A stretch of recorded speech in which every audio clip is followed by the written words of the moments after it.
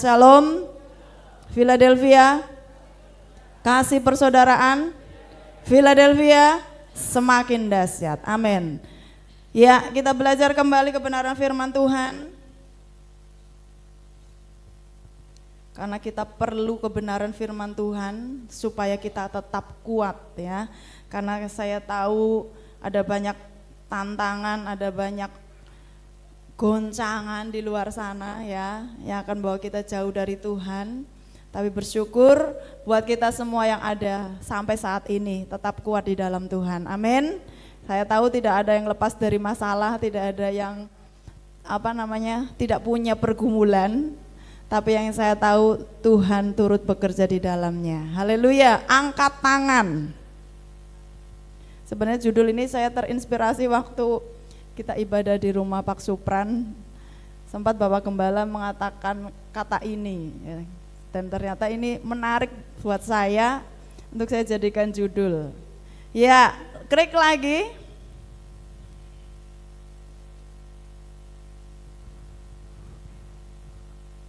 Pertanyaan untuk kita semua, apa arti angkat tangan?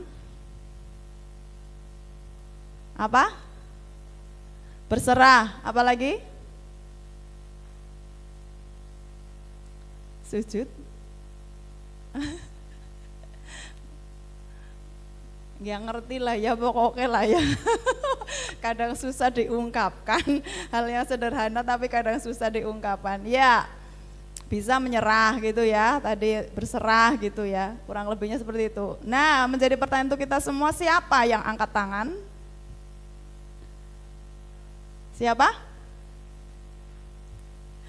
Siapa sih ya? Siapa yang angkat tangan? Kita? Sepakat ini kita? Iya, mantuk. Klik lagi. Ada kalimat ini, bisa diteruskan. Klik.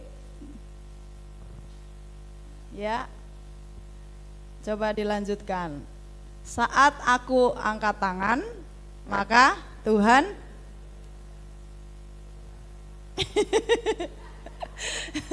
iya, yuk coba dikompakan dulu nih, kira-kira titik-titiknya apa nih. Tadi katanya kita yang angkat tangan ya, makanya dilanjutkan. Saat aku angkat tangan, maka Tuhan turun tangan. Ya, sama bekerja juga, cuma kita kan anak unsur tangannya ya. Jadi kalau kita angkat tangan, Tuhan turun tangan. Klik lagi, bisa praktekkan.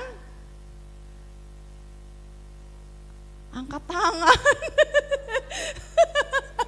Kayak bingung banget. Bisa? Ya, angkat tangan. Iya. Ini tanda apa sebenarnya kalau kita sedang seperti ini? Nek horor-horor kayak apa artinya? kayak gini. Orang sanggup itu kan ya. Takut enggak, udah stop kayak gitu ya. Ya, ada sebenarnya banyak arti. Dan tidak salah memang, cuma lebih kecenderungan untuk saya yang saya sampaikan malam hari ini, angkat tangan itu kayak identik wis ora urus gitu loh, kayak ora sanggup, boleh kayak gitulah ya. Ya, coba klik lagi nih, biar kita lebih jauh apa yang akan kita bahas tentang angkat tangan. Nah, coba dibayangkan, bagaimana jika ternyata Tuhan yang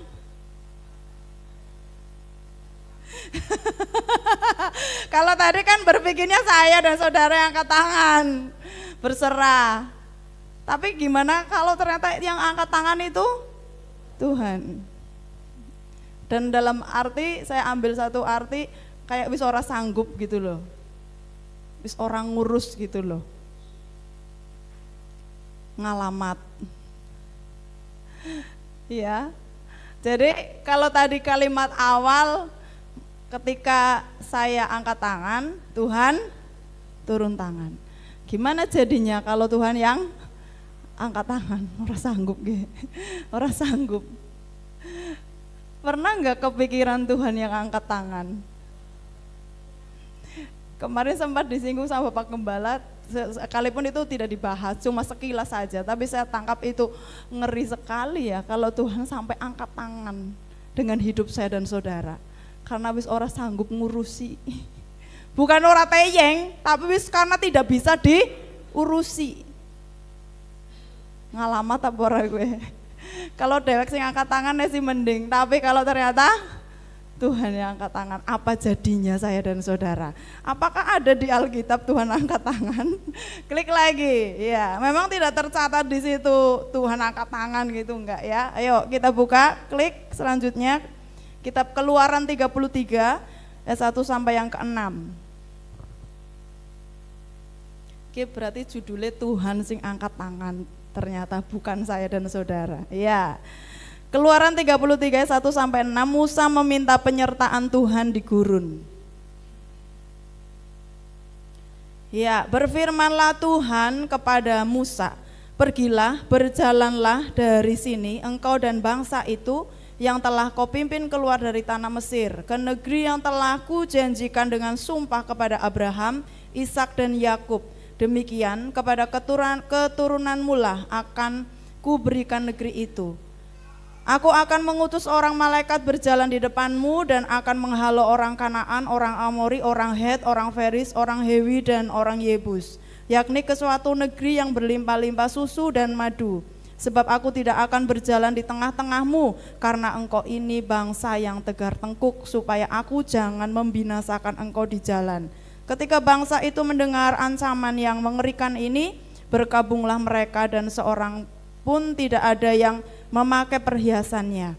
Berfirmanlah Tuhan kepada Musa, katakanlah kepada orang Israel, jika kamu ini bangsa yang tegar tengkuk, kamu ini bangsa yang tegar tengkuk, jika aku berjalan di tengah-tengahmu sesaat pun, tentulah aku akan membinasakan kamu. Oleh sebab itu, tanggalkanlah perhiasanmu, maka aku akan melihat apa yang akan kulakukan kepadamu. Ayat 6 bersama-sama, 2, 3. Demikianlah orang Israel tidak memakai sejak dari Gunung Horeb. Amin. Enggak ada tertulis memang angkat tangan di situ, tapi luar biasa dari latar belakang yang mengerikan juga kalau kita lihat di pasal 32. Kalau Bapak Saudara balik lagi satu lembar ke belakang, apa judulnya?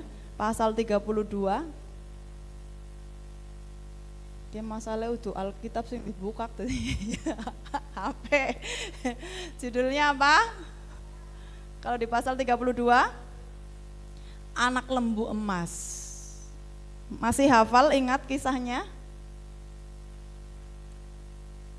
Umat Israel membuat apa? Patung lembu emas dari apa? Perhiasan dari emas orang Israel itu ya. Kenapa? Karena ternyata Musa yang ditunggu-tunggu tidak kunjung turun dari gunung ya, ketemu dengan Tuhan. Maka mereka wis mulai ora sabar. Lah gawe Tuhan dewek lah gitu ya. Ciptakan Tuhan sendiri dari perhiasan. Patung lembu emas itu muncul. Kalau kita lihat dari belakang-belakang sebelumnya, ini memang sesuatu hal yang sangat-sangat melukai hati Tuhan yang mereka lakukan. Sampai di puncaknya itu mereka buat Tuhan yang lain. Masa Tuhan Allah diganti dengan patung lembu emas. Bukan emas, bukan berlian, bukan apapun namanya ya tetap kan itu di bawahnya Tuhan. Tapi ternyata sepertinya Tuhan yang besar digantikan dengan buatan tangan mereka.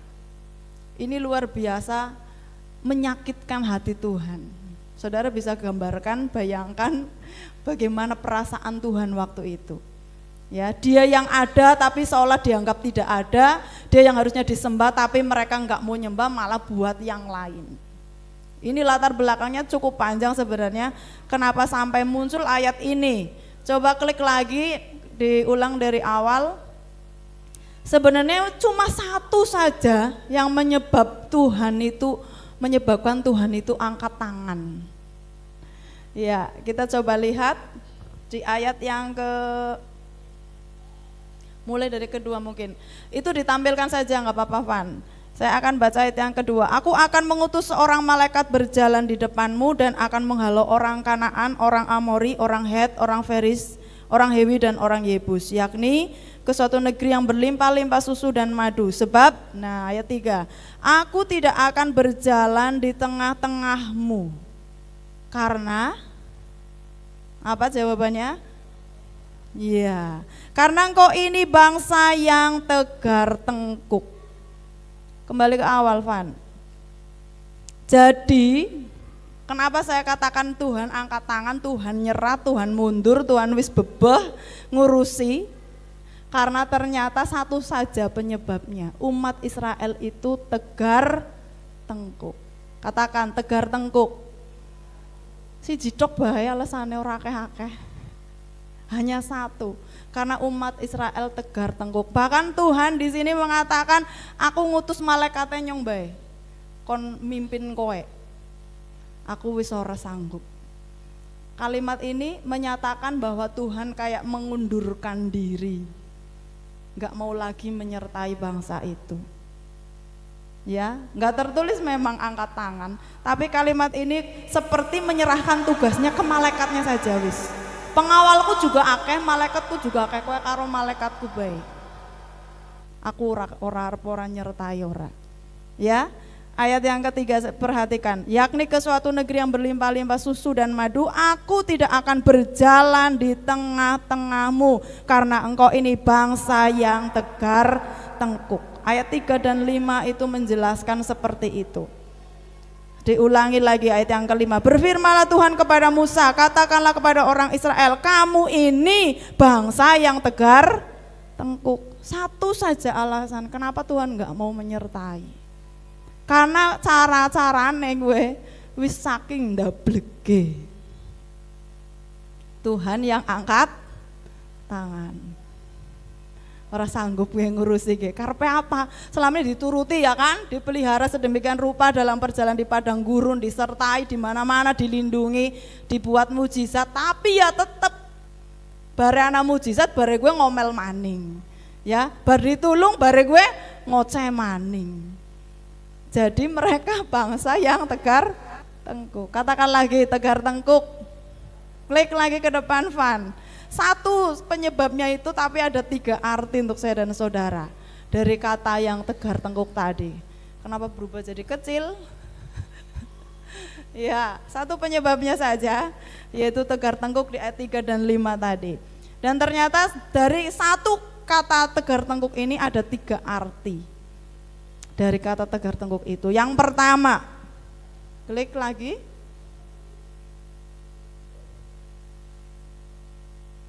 Ya, apa itu? Keras kepala. Yes. Orang anak amoh kepala ya. Lunak kepala. Keras kepala. Dan ternyata itu berasal dari hati. Hati yang sudah semakin keras, wis atos di pokoknya ya akhirnya kepalanya juga ikut keras. Gak mau nerima gitu loh. Wis bisa ya dipahami ya dari kata tegar tengkuk ini, ternyata orang Israel keras kepala. Dan yang kedua artinya apa? Orang manut. Karena keras kepala itu membuat mereka orang manut. Apa basing diomong nang Tuhan gue ora dituruti. Tapi penjalukannya warna-warna. Gue kira-kira termasuk nyong karo Rika apa lagi? Perintah apapun gak pernah nurut. Tapi karepane kudu dituruti. Orang Israel modelnya seperti itu. Dan ketika mereka sesuatu memberontak, ngamuk, jengkel, diwehi nang Tuhan. Sih ya diselondoi terus nang Tuhan, sabar pol. Ya. Setelah itu dikasih, iya seneng, bare gue ngamuk maning. Jengkel maning, gelam maning, ora terima, lain dan lain-lain. Jadi dari keras kepala ini membuat mereka itu enggak mau nurut sama Tuhan. Wis lah, nek nyong karo Rika sing mimpin gue kepriwe, dadi pemimpinnya dong gue. Karena semua kemauannya udah dituruti, tapi kalau Tuhan ngomong kamu harus gini, gak ada yang mau nurut. Nah kan bertanya-tanya, lah karepe kepriwe gitu kan. Sepertinya hanya karepane orang Israel saja yang dituruti, tapi apa jadi kemauan Tuhan gak ada yang mau peduli. Gitu loh. Dari tegar tengkuk banyak artinya. Keras kepala, ora manut. Nah sing ketelu ke parah. Coba dibaca sama-sama. 2, 3.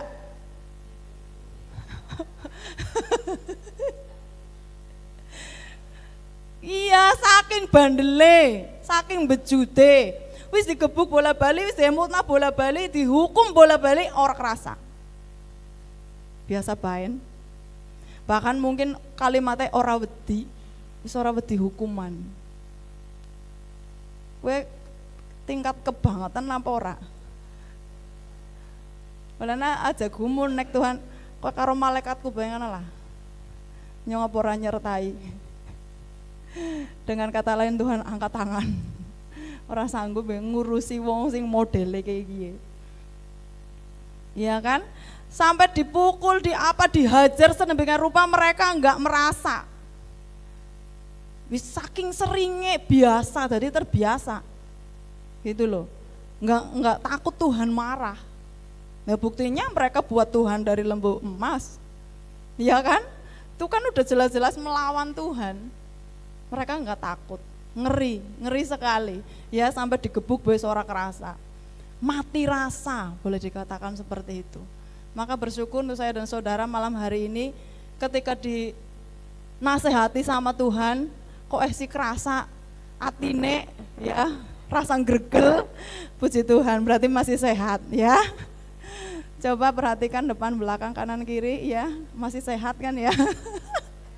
Ketika ditegur masih tahu oh aku ternyata salah, berarti harus dibeneri ya, bukan marah-marah. Kalau orang Israel kan modelnya kayak gitu, dinasehati dikasih tahu malah marah-marah. Tapi permintaannya harus dituruti semua. Apa yang mereka perlukan harus disediakan. Nek Tuhane orang Musa sing diomahi gari. Ya kan? Musa, Harun, Yosua dan teman-temannya yang mimpin gari kue sing dioni-oni. Ya kan? Jadi enggak salah kalau Tuhan itu nyerah angkat tangan. Karena bangsa ini tegar tengkuk, enggak mau nurut, keras kepala. Di apak-apakna wis ora kerasa, wis bandel, saking bandelnya digebuk bola-bali ora kerasa. Bersyukur ya saudara masih bisa ngerasakan godong gandul rasanya apa? Berarti normal gitu loh ya. Kemarin saya sampaikan ini ke sekolah minggu ramudeng. Karena setiap kali saya ngomong godong gandul langsung mereka komennya moh gitu ya. Bukan, maksud saya kalau masih godong gandul pahit, gula kuwi rasane legi. Nah, saudara bayangkan kalau makan uyah kok ding rasane legi, berarti apa? Ada sesuatu enggak beres gitu kan? Gitu ya. Jadi ke sekolah minggu kemarin enggak nangkep, enggak mudeng ketika ngomong godong gandul langsung emoh semuanya enggak mau. Karena udah tahu pahit, berarti normal maksudnya. Ketika kita masih bisa rasakan cabai itu pedas gitu loh. Demikian juga ketika saudara masih bisa merasakan bahwa Tuhan menegur, Tuhan mengingatkan, kalau Tuhan itu mengasihi. Nah, berarti kita masih normal, masih sehat. Orang sing kayak nomor 3 ya, digebuk wis ora, dipukuli, dihajar sampai ada Alkitab catat endi maning sing arep digebuk. Wis bengkak kabeh, wis luka kabeh gitu loh. Tapi enggak merasa juga. Ini jangan sampai terjadi di tempat ini, amin. Ya, jangan sampai Tuhan yang angkat tangan. Klik selanjutnya. Ada hal-hal yang dilakukan oleh Musa sebagai hamba Tuhan waktu itu. Dia pun bisa marah. Makanya Musa juga orang gampang emosi juga. Ya jelas lah, karena sing dipimpin modelnya kayak gue. Ya kan? Dela-dela diomongi ya orang manut bae. Tapi dengan aturan ya, bukan sembarangan marah gitu maksud saya. Tapi dia juga punya tingkat emosi yang tinggi. Karena apa? Kecenderungan orang Israel seperti itu, membantah. Nah, tindakan Musa, dia menghadap Tuhan sebagai hamba Tuhan. Masa sih umat ini tidak akan disertai Tuhan? Kepriwe dadine gitu kan? Maka Musa menghadap Tuhan. Dengan 2 kalimat dia ungkapkan. Kita lihat ayat 13, lompat. Maka sekarang jika aku kiranya mendapat kasih karunia di hadapanmu, beritahukanlah kiranya jalanmu kepadaku, sehingga aku mengenal engkau, supaya aku tetap mendapat kasih karunia di hadapanmu. Ingatlah bahwa bangsa ini umatmu. Ayat yang ke-13, Musa mengingatkan Tuhan kembali, ini Israel umatmu loh. Modelnya sih ya kayak gue, tapi ini umatmu. Musa sebagai hamba Tuhan yang berdoa meminta pengampunan, yang membela umat Tuhan di hadapan Tuhan, seperti itu. Dia meminta belas kasihan sama Tuhan, maka dia minta penyertaan Tuhan. Dia minta tunjukkan jalanmu, dia 13 tadi. Ya, supaya aku mendapat kasih karunia di hadapanmu. Dan kalimat yang dia sebutkan di hadapan Tuhan, umat Israel ini umatmu. Ya kan? Mereka milikmu. Itu yang diajukan oleh Musa. Ketika Tuhan mengangkat tangan gitu ya, menyerah, Musa menghadap Tuhan. Ini umatmu loh Tuhan. Sing nuntun kang Mesir, ya kan, nganti metu gudul ngene, ya Tuhan, ya kan? Ya engkau sendiri, ini umatmu. Maka bagian yang kedua, ayat yang ke-14, ini yang diajukan oleh Musa. Ayat 14 lanjut. Lalu ia berfirman, aku sendiri hendak membimbing engkau dan memberikan ketentraman kepadamu. Ada jawaban. Ya, setelah Tuhan menghadap. Setelah Musa menghadap. Ya, mengatakan ini umatmu loh. Nah, Tuhan menjawab, aku sendiri akan membimbing engkau dan memberikan ketentraman kepadamu. Lanjut ayat yang ke-16, itu bagian yang kedua. Dan dari manakah gerangan akan diketahui bahwa aku telah mendapat kasih karunia di hadapanmu, yakni aku dengan umatmu ini. Perhatikan, bukankah karena engkau berjalan bersama-sama dengan kami, sehingga aku dengan umatmu ini dibedakan dari segala bangsa yang ada di muka bumi ini. Bisa dipahami kalimat ini? Loh, kalimatnya kayak gini, nek Musa negosiasi karo Tuhan gitu loh ya. Ki umatmu loh Tuhan. Sing wis metu, njujugna metu, kudu ngene ya kowe gitu kan. Lah terus apa bedane nek umatmu melaku dewek karo bangsa-bangsa lain, apa bedanya? Kayak gue loh, maksudnya gue ke ayat 16 gitu ya. Coba diperhatikan, dari manakah gerangan akan diketahui bahwa aku telah mendapat kasih karunia di hadapanmu, yakni aku dengan umatmu ini, gitu ya orang Israel. Bukankah karena engkau berjalan bersama-sama dengan kami, karena engkau yang berjalan dengan kami, karena engkau yang menyertai kami, nah sehingga aku dan umatmu ini dibedakan, dispesialkan, dikhususkan gitu loh ya, dari bangsa yang ada di muka bumi ini.